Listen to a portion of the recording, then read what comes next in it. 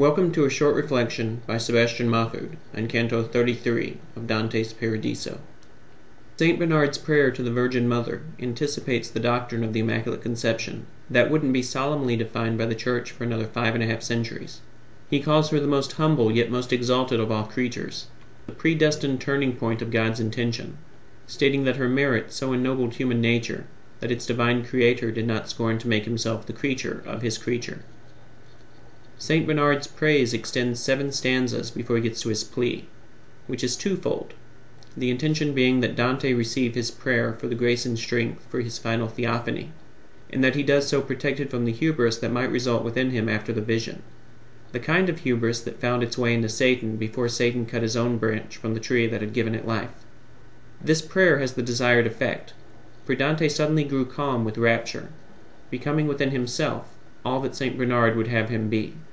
What he sees is more than tongue can say, he describes, succumbing to ineffability a second time. He might have used the words of Barry White, who sang,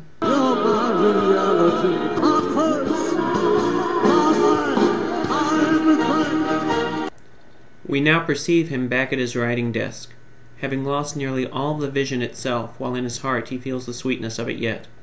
He calls upon God himself at this time, no longer drawing inspiration from Calliope, her sister Muses, or the pagan Apollo, to lend him again some glimpse of the vision, and not for self-gain, but for the same chance God gave to Habakkuk, to write clearly the vision so that one may read it readily.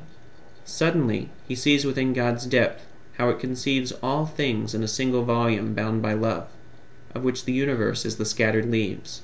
What he sees within the depthless deep and clear existence of that abyss of light are 3 circles, 3 in color, 1 in circumference, Trinity in unity.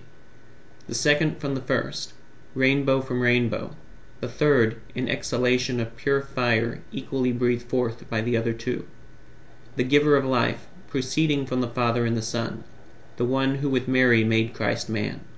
Dante's words miss the conception, like this image, which is a fractal, or fragmented geometric shape that can be split into parts, each of which is a reduced-size copy of the whole, seemingly composite of 3 persons, each of which is the whole. God is utterly simple, non-composite, subsistent being. We can't match the nature in words or images. Ekphrasis falls apart like analogy. He is totally other, totally ineffable, totally mystery. Dante's final prayer is to know how our image, then, merges into that circle, and how it there finds place. And God grants it, cleaving his mind in a great flash of light. And Dante puts down his pen. He tells us, here my powers rest from their high fantasy. As do ours, listener. We reach the end of our project and of our time together. As the poet Terry Jacks sings, we had joys, we had fun, we had seasons in the sun, but the hills that we climbed were just seasons out of time. The song could have been sung when we lost Virgil at the top of Mount Purgatory, but here we have to change the past tense to the perfect. We have joys, we have fun, we have seasons in the sun. For our goodbye is ephemeral, as we'll see one another again on the other side of paradise. We're all connected, entangled even, through Christ. And it is through my firm faith, my constant hope, and my enduring love that I know, without a doubt, that all of us who made this journey together will recount it one day with joy, in the wheel whose motion nothing jars, by the love that moves the sun and the other stars. And how do I know? Because John relays the promise Christ made to us in the 15th chapter of his Gospel, verses 9 through 11, where Jesus said to his disciples, As the Father loves me, so I also love you. Remain in my love.